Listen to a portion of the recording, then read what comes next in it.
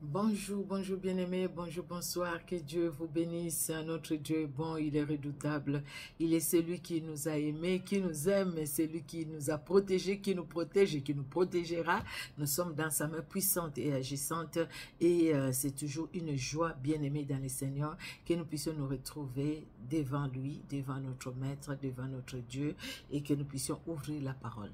Ouvrir la Bible, lire la parole de Dieu, méditer cette parole, même un seul verset qui touche notre cœur, un seul verset qui peut transformer nos cœurs, qui peut changer nos vies, un seul verset. Que Dieu soit honoré, car sa parole, elle est pour nous. Il envoie sa parole pour nous. Sa parole nous guérit, sa parole nous libère, sa parole nous délivre, sa parole nous redresse, sa parole nous relève, sa parole nous ressuscite. Que l'honneur et la gloire montent à notre Dieu au nom puissant de Jésus-Christ.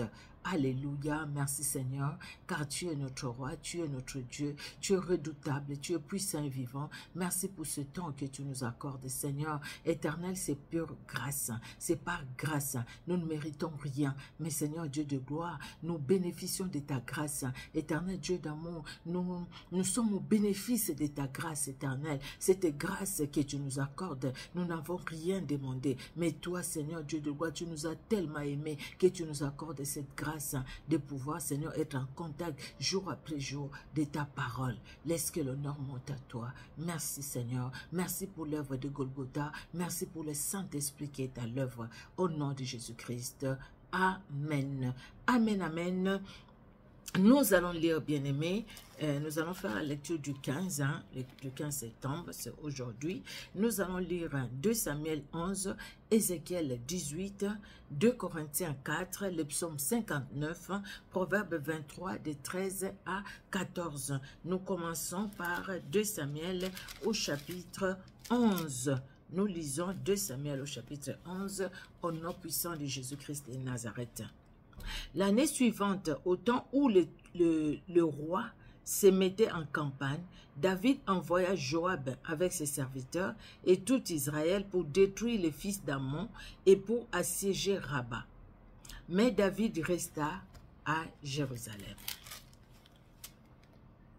Un soir, David se leva de sa couche et comme il se promenait sur le toit de la maison royal, il aperçut de là une femme qui se baignait et qui était très belle de figure.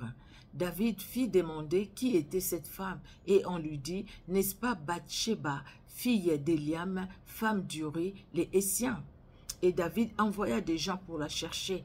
Elle vint vers lui et il coucha avec elle. Après s'être purifiée de sa souillure, elle retourna dans sa maison. Cette femme devint enceinte et elle vint dire à David, « Je suis enceinte. » Alors David expédia cet ordre à Joab, « Envoie-moi Uri, les Hétiens. » Et Joab envoya Uri à David. Uri se rendit auprès de David, qui l'interrogea sur l'état de Joab, sur l'état du peuple et sur l'état de la guerre. Puis David dit à Uri, « Descends dans ta maison et lave tes pieds. » Uri sortit de la maison royale et il fut suivi d'un présent du roi. Mais Uri se coucha à la porte de la maison royale avec tous les serviteurs de son maître et il ne descendit point dans sa maison. On en informa David et on lui dit, Uri n'est pas descendu dans sa maison. Et David dit à Uri, n'arrives-tu pas de voyage? Pourquoi n'es-tu pas descendu dans ta maison? Uri répondit à David, l'arche et Israël et Juda habitent sous les tentes. Mon seigneur Joab et les serviteurs de mon seigneur campent en rase campagne. Et moi, j'entrerai dans ma maison pour manger et boire et pour coucher avec ma femme. Aussi vrai que tu es vivant et que ton âme est vivante, je ne ferai point cela. David dit à Uri, reste ici encore aujourd'hui et demain je te renverrai. Et Uri resta à Jérusalem ce jour-là et le lendemain. David l'invita à manger et à boire en sa présence, et il l'enivra. Et le soir, Uri sortit pour se mettre sous sa couche avec les serviteurs de son maître, mais il ne descendit point dans sa maison. Le lendemain matin, David écrivit une lettre à Joab et l'envoya par la main d'Uri. il écrivit dans cette lettre, « Placez Uri au plus fort du combat et retirez-vous de lui, afin qu'il soit frappé et qu'il meure. » Joab, en assiégeant la ville, plaça Uri à l'endroit qu'il savait défendu par les vaillants soldats. Les hommes de la ville firent une sortie et se battirent contre Joab. Plusieurs tombèrent parmi le peuple, parmi les serviteurs de David, et Uri les Héthien fit aussi tuer. Joab envoya un messager pour faire rapport à David de tout ce qui s'était passé dans les combats. Il donna cet ordre au messager. « Quand tu auras achevé de raconter au roi tous les détails du combat, peut-être se mettra-t-il en fureur et te dira-t-il, pourquoi vous êtes-vous approchés de la ville pour combattre? Ne savez-vous pas qu'on lance des traits du haut de la muraille? Qui a tué Abimelech, fils de Jéroubéchet? N'est-ce pas une femme qui lança sur lui du haut de la muraille un morceau de meule du moulin? Et n'en est-il pas mort à Thébé?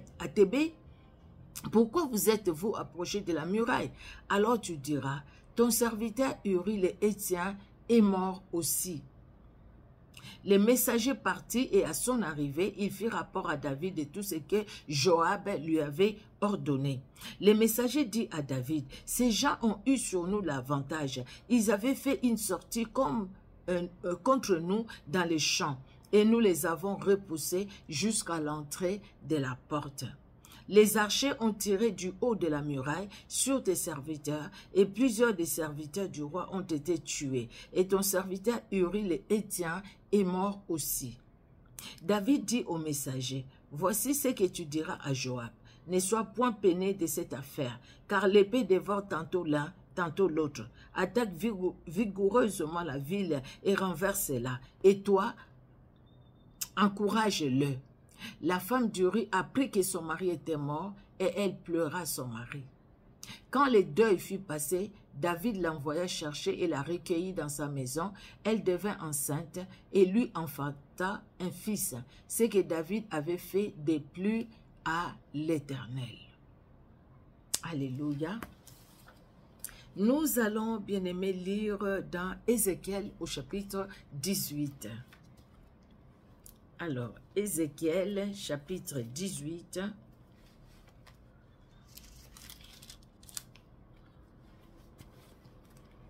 La parole de l'Éternel me fut adressée en ces mots. Pourquoi dites-vous ces proverbes dans le pays d'Israël? Les pères ont mangé des raisins verts et les dents des enfants en ont été agacées.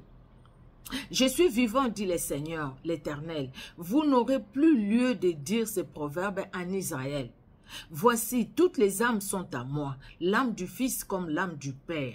L'une et l'autre sont à moi. L'âme qui pêche, c'est celle qui mourra. L'âme qui pêche, c'est celle qui mourra. L'homme qui est juste, qui pratique la droiture, et l'homme qui est juste, qui pratique la droiture et la justice, qui ne mange pas sur les montagnes et ne lève pas les yeux vers les idoles de la maison d'Israël, qui ne déshonore pas la femme de son prochain et ne s'approche pas d'une femme pendant son impureté, qui n'opprime personne, qui rend au débiteur son gage, qui ne commet point de rapine, qui donne son pain à celui qui a faim et qui couvre d'un vêtement celui qui est nu, qui ne prête pas à intérêt et ne tire point d'usure, qui détourne sa main de l'iniquité et juge selon la vérité entre un homme et un autre, qui suit mes lois et observe mes ordonnances en agissant avec fidélité. Celui-là est juste. Il vivra, dit le Seigneur, l'Éternel. S'il a un fils qui soit violent, qui répande le sang ou qui commette quelque chose de semblable, si ce fils n'imite en rien la conduite de son père, s'il mange sur les montagnes, s'il déshonore la femme de son prochain, s'il opprime les malheureux et l'indigent, et s'il commet des rapines, il ne rend pas les gages, s'il lève les yeux vers les idoles et fait des abominations, s'il prête à intérêt et tire une usure, ces fils-là vivraient, il ne vivra pas. Il a commis toutes ces abominations, qu'il meure, que son sang retombe sur lui-même. que son sang retombe sur lui.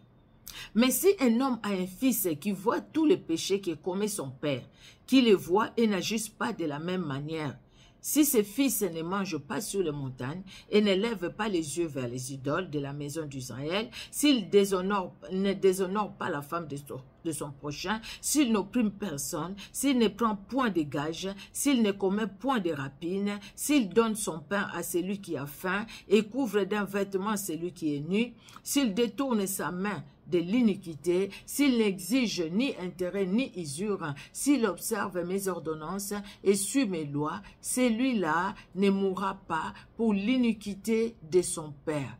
Il vivra.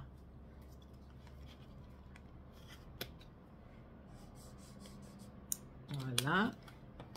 Le verset 18. C'est son père qui a été, un oppresseur, qui a commis des rapines envers les autres, qui a fait au milieu de son peuple ce qui n'est pas bien, c'est lui qui mourra pour son iniquité. Vous dites, pourquoi le fils ne porte-t-il pas l'iniquité de son père?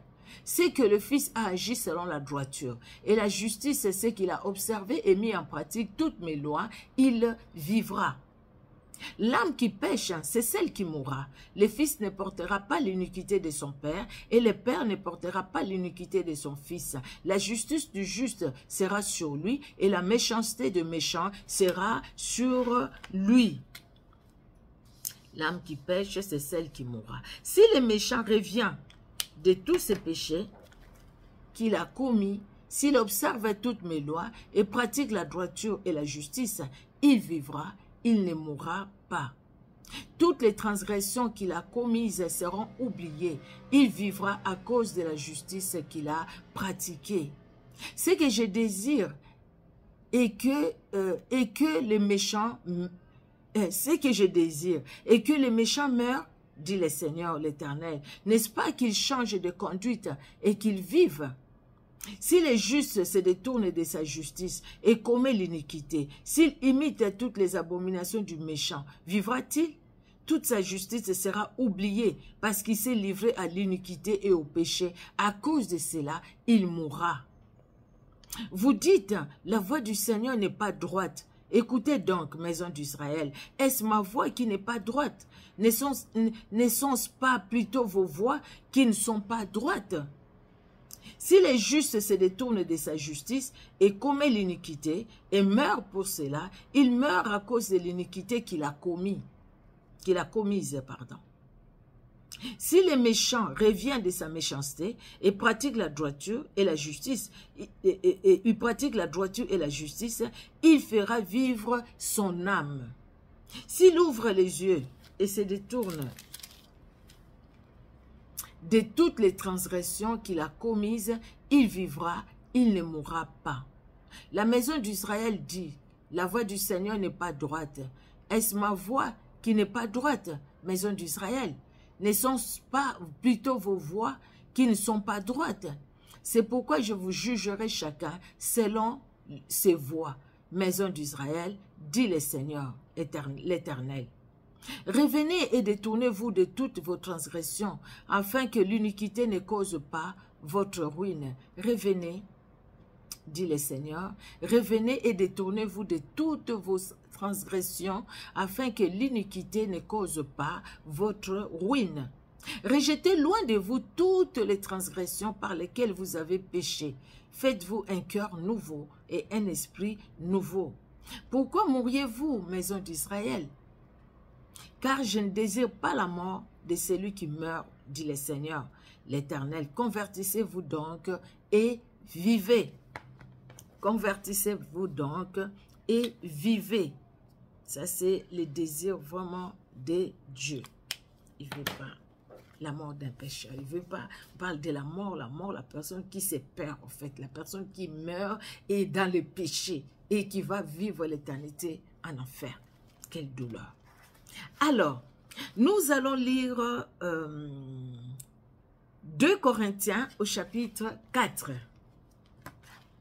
Alors, 2 Corinthiens, chapitre 4. Voilà, 2 Corinthiens, chapitre 4. C'est pourquoi, ayant ces ministères, selon la miséricorde qui nous a été faite, nous ne perdons pas courage. Nous rejetons les choses honteuses qui se font en secret. Nous n'avons point une conduite astucieuse et nous n'altérons point la parole de Dieu. Mais en publiant la vérité, nous nous recommandons à toute conscience d'homme devant Dieu. Si notre évangile est encore voilé, il est voilé pour ceux qui périssent, pour les incrédules dont les dieux de ces siècles a aveuglé l'intelligence, afin qu'ils ne voient pas briller la splendeur de l'évangile de la gloire de Christ, qui est l'image de Dieu. Nous ne nous prêchons pas nous-mêmes, c'est Jésus-Christ le Seigneur que nous prêchons, et nous nous disons vos serviteurs à cause de Jésus.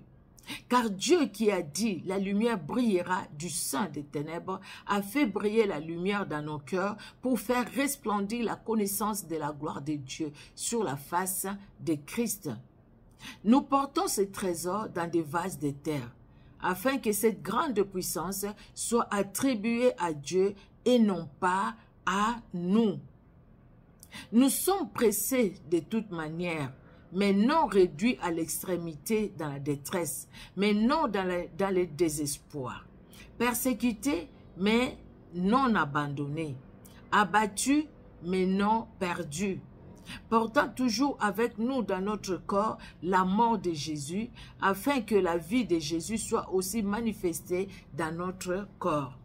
Car nous qui vivons, nous sommes sans cesse livrés à la mort à cause de Jésus, afin que la vie de Jésus soit aussi manifestée dans notre chair mortelle. Ainsi, la mort agit en nous et la vie agit en vous. Et comme nous avons le même esprit de foi qui est exprimé dans cette parole de l'Écriture, j'ai cru, c'est pourquoi j'ai parlé. Nous aussi nous croyons et c'est pour cela que nous parlons. Alléluia. Sachant que celui qui a ressuscité le Seigneur Jésus nous ressuscitera aussi avec Jésus et nous fera paraître avec lui en sa présence. Car tout cela arrive à cause de vous, afin que la grâce en se multipliant fasse abonder à la gloire de Dieu les actions de grâce d'un plus grand nombre. C'est pourquoi nous ne perdons pas courage. Et lors même que notre homme extérieur se détruit, notre homme intérieur se renouvelle de jour en jour. Alléluia. Car nos légères afflictions du moment présent produisent pour nous au-delà de toute mesure,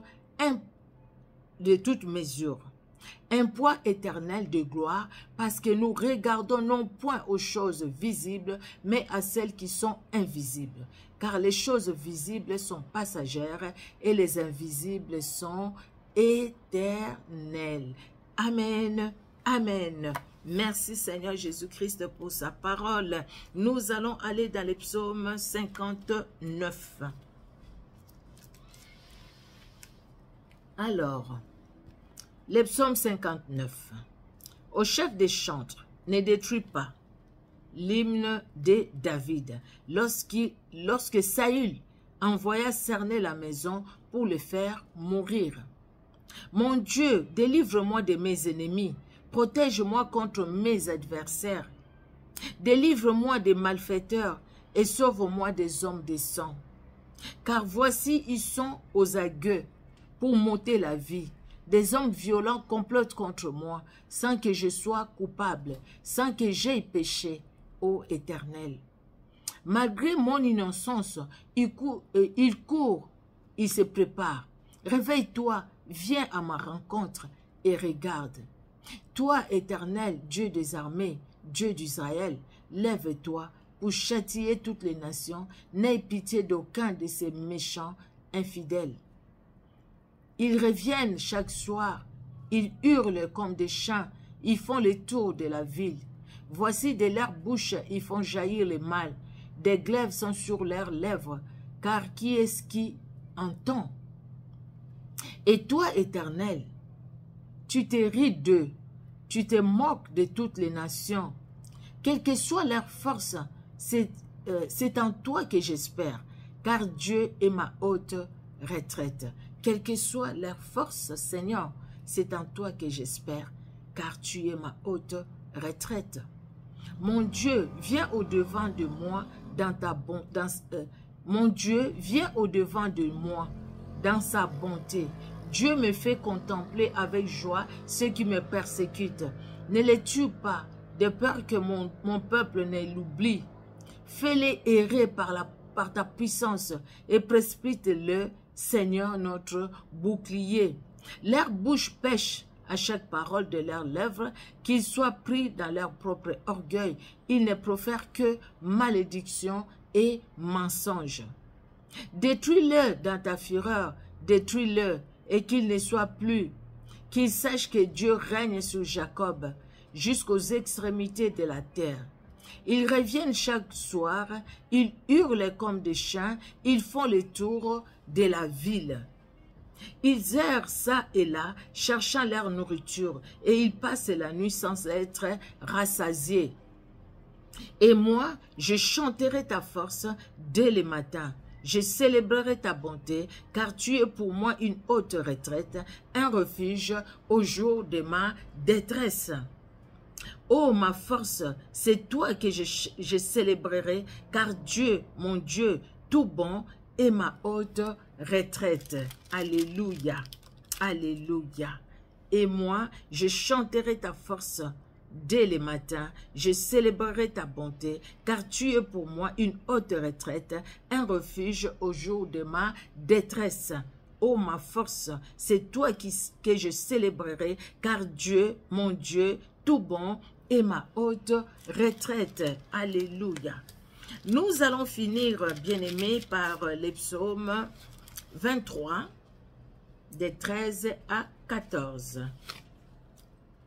Et c'est j'ai dit psaume, les psaumes, on vient de lire, psaume 59, Proverbe 23, des 13 à 14. Voilà, Proverbe 23, 13 à 14. N'épargne pas la correction à l'enfant. Si tu le frappes de la verge, il ne mourra point. En le frappant de la verge, tu délivres son âme du séjour des morts. Alléluia, 13 à 14. N'épargne pas la correction à l'enfant. Si tu le frappes de la verge, il ne mourra pas. En le frappant de la verge, tu délivres son âme du séjour des morts. Alléluia, alléluia. Nous avons une responsabilité, nous, en tant que parents, pour nos enfants. Et nous allons rendre compte à Dieu aussi de la bénédiction qu'il nous a donnée, dont les enfants, dont le Seigneur nous a donné. J'ai suivi une courte vidéo, là, c'était sur un des réseaux sociaux, je ne vais pas citer. Alors, c'est un enfant qui a appelé la police parce que sa maman l'a tapé. Et puis, quand les policiers sont arrivés, ta maman t'a tapé. Oui, elle m'a tapé avec la ceinture et tout ça. Mais pourquoi elle t'a tapé? C'est parce que j'avais fui l'école et tout ça. Et puis, ils ont dit, va prendre la ceinture et viens. Elle t'a tapé avec ça? Oui, elle m'a tapé avec ça. Et puis, il demande à la maman. La maman dit, écoutez, c'est pas s'il ne voulait pas aller à l'école. Alors, je l'ai tapé parce qu'il ne voulait pas aller à l'école. Et les policiers l'ont dit à l'enfant, il dit, tu vois ta maman, il cherche ton bonheur. S'il t'a tapé, c'est parce que tu ne voulais pas aller à l'école. Et la prochaine fois, si tu fuis l'école, ta maman nous appelle que tu as fui l'école. Alors les policiers disent, moi je viendrai avec cette ceinture et c'est moi qui vais te taper. Plus jamais de fuir l'école. Ok. Et tu dois obéir à ta maman. Ok. Bon, je ne sais pas si c'est un film, mais moi, j'ai apprécié ça, au fait. Pour dire, écoutez, ce n'est pas toujours condamner les parents parce que les enfants vont appeler un numéro quelconque. Parce que tout simplement, les parents veulent corriger les enfants. Et si les parents ne le font pas, des fois, non, on va placer les enfants. On va faire. Et ça détruit aussi les enfants. Nous avons une responsabilité, nous, en tant que parents. Je ne pense pas qu'il y a quelqu'un dans les services sociaux qui peut aimer nos enfants plus que nous-mêmes, qui peut aimer un enfant qui n'a pas porté plus que les parents qui ont porté cet enfant, la maman qui a porté cet enfant-là. Je ne pense pas, parce que nous avons cette responsabilité. Devant Dieu, nous avons la responsabilité de corriger nos enfants. Vous voyez ici, la Bible dit, hein, pour éviter son âme de la mort. Parce que si on laisse tout, l'enfant va faire tout aussi. Parce que tout est laissé, tout il va faire. Et après, c'est nous les parents qui serons les grands perdants. C'est nous les parents qui auront que nos larmes dans nos yeux. Nous allons pleurer, nous aurons que nos yeux pour pleurer. Et c'est nous les parents qui aurons un cœur vraiment lourd, un cœur troublé. Parce que quelque part, ça ne marche pas. Nous avons la responsabilité. Même la Bible nous demande de corriger nos enfants. On les corrige, on ne va pas taper un enfant pour vraiment avec intention de les faire mourir. Non. Une petite correction, ça ne fait pas du mal. Même Dieu, il nous corrige aussi. Quand on fait mal, en tout cas, il nous corrige.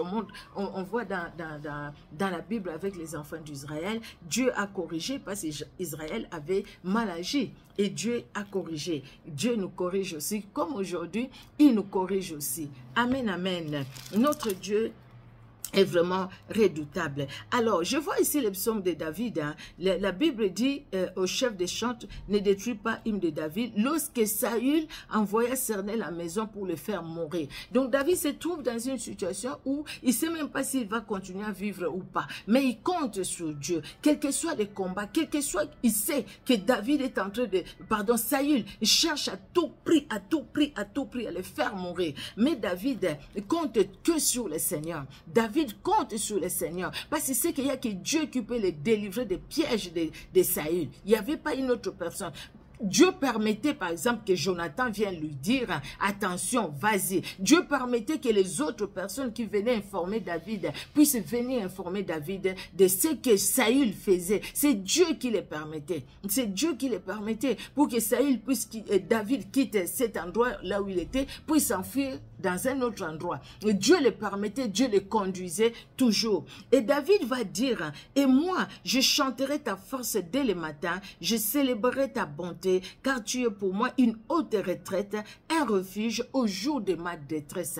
Dans ma détresse, je sais que j'ai un refuge. Je vais me réfugier où? Les jours de ta détresse, bien-aimé, quand tu es dans la détresse, tu vas te réfugier où? Tu vas te réfugier dans les soucis, tu vas te réfugier dans les inquiétudes, tu vas te réfugier dans les pleurs, ou tu vas te réfugier en l'Éternel qui a la solution sur tout. Nous devons nous réfugier en notre Dieu. Bien-aimé, même si on n'a pas la solution tout de suite, mais Dieu est au contrôle de tout. Il connaît tout de nous. Faisons-lui confiance tout simplement. Amen, amen. Faisons-lui confiance et il agira parce qu'il est Dieu. On nous montre vraiment par la vie de David. C'est vrai dans ce que nous avions lu dans 2 Samuel au chapitre 11, c'est l'histoire triste. C'était un moment triste, vraiment sombre de la vie de David, où il était tombé très bas. Mais il n'est pas resté là-bas, c'est la suite que nous allons voir. Vous connaissez déjà l'histoire. Dans le 2 Samuel 11, c'était vraiment un moment sombre de la vie de David, où il a agi vraiment d'une façon pas possible. Où il a tué quelqu'un, où il a envié, où il a commis l'adultère et il a commis le meurtre. Mais quand Nathan est venu, c'est ce que nous verrons, la lecture de demain, quand Nathan est arrivé, David a su se repentir. Il a su se repentir. Donc, nous voyons ici dans 2 Samuel, et le moment sombre de David, parce que c'est lui qui a péché. Nous voyons ici dans le psaume 59, c'est David qui est combattu, et comment il court vers le Seigneur. Il court vers le Seigneur, il se réfugie dans ce grand Dieu, qui est le refuge par excellence. Amen, amen. Que Dieu dans son amour bénisse tout un chacun et que Dieu nous donne toujours la force, bien-aimés. Priez aussi pour nous. Nous avons besoin vraiment de vos prières aussi, adressées à Dieu en notre faveur, afin que nous continuions, bien-aimés dans le Seigneur, à proclamer cette parole, à faire la lecture, à exhorter par la grâce de Dieu, que nous continuions à servir Dieu dans la vérité comme nous le faisons, que nous persévérons dans cette vérité, dans le nom puissant de Jésus-Christ de Nazareth. Nous allons prier. Merci Seigneur Jésus-Christ, parce que tu es Dieu, tu es celui, tu es notre refuge, tu es notre haute retraite, notre bouclier. Éternel Dieu de gloire, c'est en toi que nous venons nous réfugier, parce que nous n'avons pas un autre refuge que toi, éternel Dieu de gloire. Le refuge des hommes, non, l'homme est aujourd'hui debout, demain l'homme est par terre. Seigneur Dieu de gloire, il ne peut pas nous secourir parce que lui-même a besoin aussi du secours. Mais nous avons toi comme refuge, parce que toi, Tu es inébranlable et en toi, il n'y a aucun nombre de variations, aucun nombre de variations, parce que tu es le même hier, aujourd'hui, éternellement. Tu es Elohim, tu es éternel. Merci pour ta fidélité. Merci Adonai, tu es Dieu et tu es redoutable. Merci Seigneur Jésus-Christ. Alléluia. Amen. Amen, amen, amen. Soyez richement bénis, vous qui nous suivez sur Facebook et sur YouTube. Que Dieu vous bénisse. Au revoir. On se donne rendez-vous à demain pour la prochaine lecture biblique. Soyez bénis. Au revoir.